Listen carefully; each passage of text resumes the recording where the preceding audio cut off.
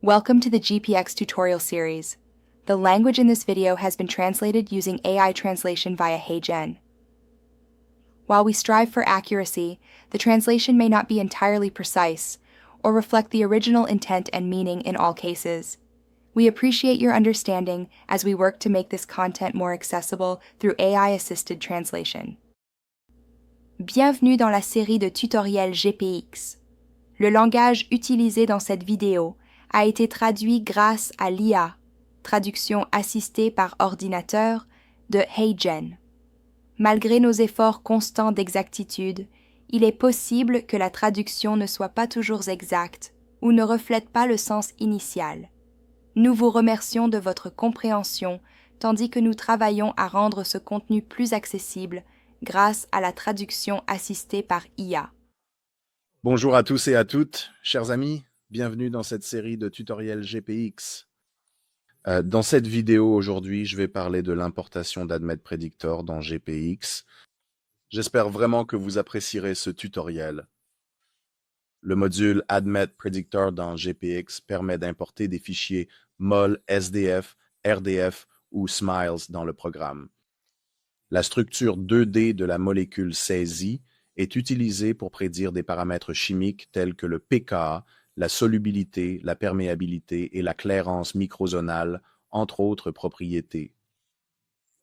Avec ce module, on peut aussi saisir des valeurs in vitro.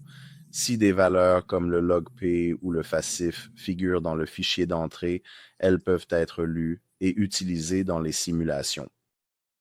Les paramètres de formulation comme la dose et les valeurs in vivo telles que la biodisponibilité orale, le Kmax et l'AUC peuvent également être importés avec les enregistrements.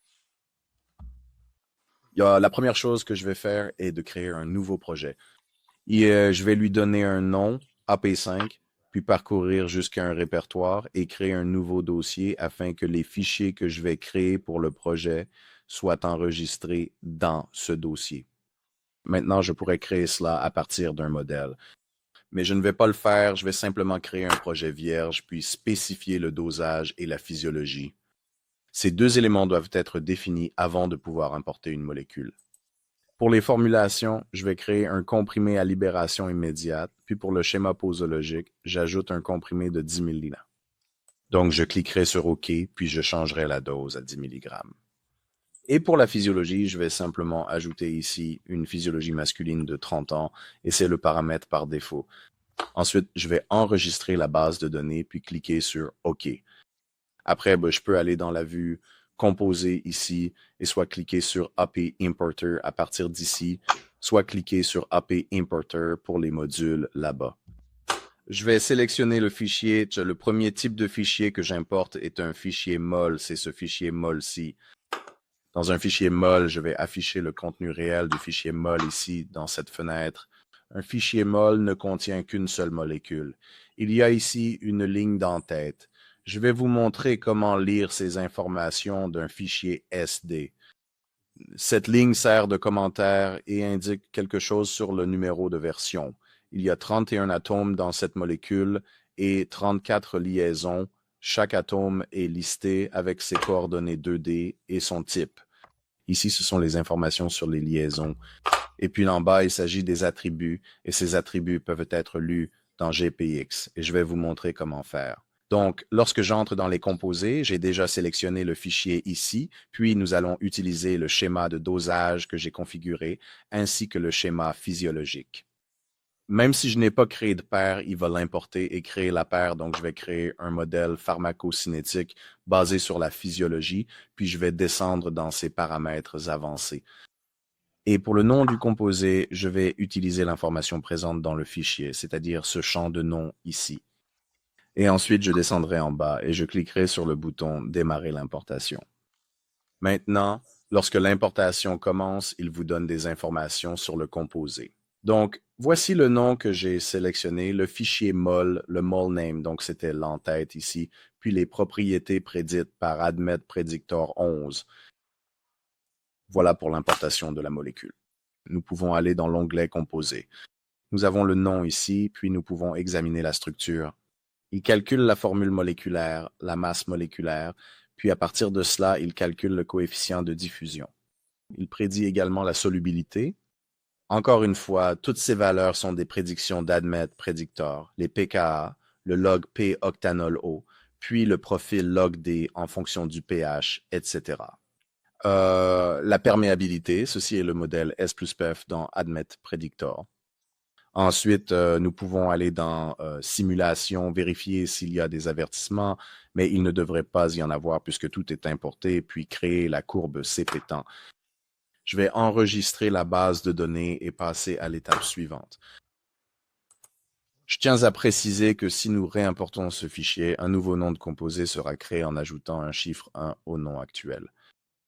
Très bien, passons à l'importation d'un fichier SDF qui peut contenir plusieurs enregistrements.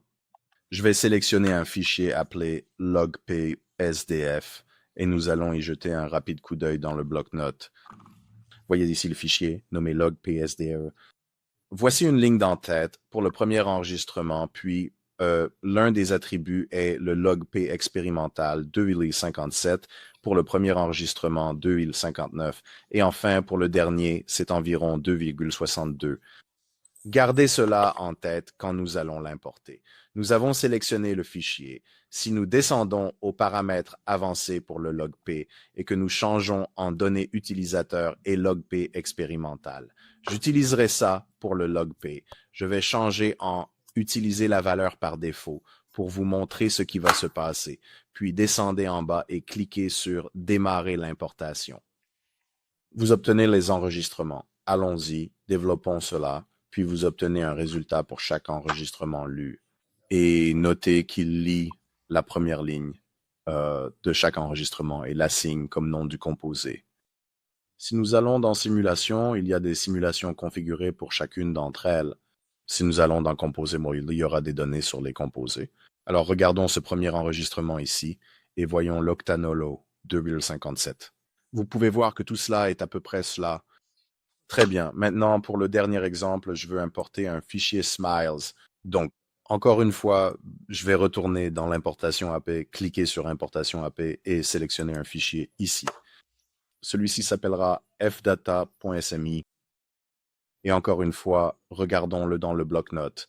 Donc, un fichier Smiles est un format compact et pratique. La chaîne Smiles doit être placée dans la première colonne. Nous pouvons ensuite y ajouter divers attributs. Voici l'identifiant.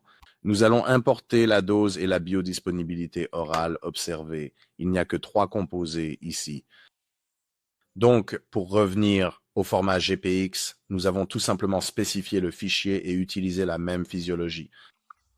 Ici, nous allons aller sous le nom du composé et les données utilisateurs, puis saisir l'identifiant. Pour le log P, désactivez cette option et mettez « Utiliser la valeur prédite ». Et puis, si nous descendons un peu plus bas ici, c'est là que nous avons la dose. Je peux cliquer sur « Utiliser les données », puis spécifier la dose pour chacun.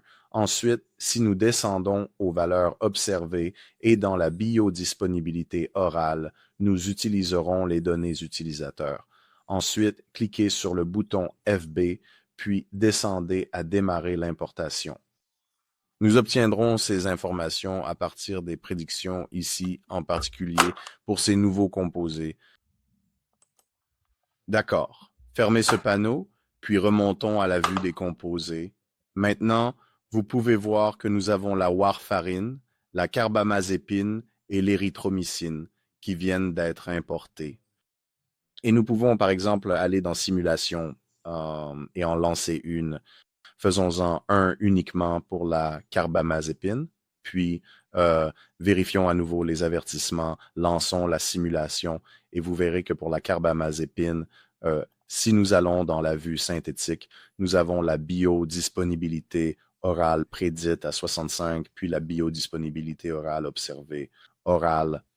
Si nous retournons dans le panneau Runs, pour chaque importation, il crée une nouvelle exécution, mais ajoute toutes les structures à la première. Donc, nous pourrions simplement tout sélectionner et cela lancerait toutes les simulations pour tous les composés que nous avons importés. Dans la deuxième simulation, seules celles-ci sont mises en évidence, la troisième présente 3 dernières. Alors, allons-y et exécutons seulement ces 3 derniers. Nous allons fermer les paramètres de sortie puis simplement cliquer sur le bouton « Démarrer ». Donc, il va exécuter ceux-ci en 3. Voici la courbe de concentration plasmatique au fil du temps et on peut consulter la récapitulative montrant la biodisponibilité orale et observée. Si nous allons dans le panneau de dosage et regardons les calendriers de dosage, vous verrez que chacun a un enregistrement individuel. Pour la carbamazépine, dose de 200 mg, l'érythromycine 250 mg et la warfarine, un comprimé de 3 mg. Cela conclut la démonstration du module ADMET Predictor dans GastroPlus. N'oubliez pas qu'il peut être utilisé pour prédire les paramètres du composé d'entrée. On peut également importer des propriétés expérimentales in vitro ou des propriétés PK in vivo. Merci d'avoir regardé la vidéo. Passez une bonne journée.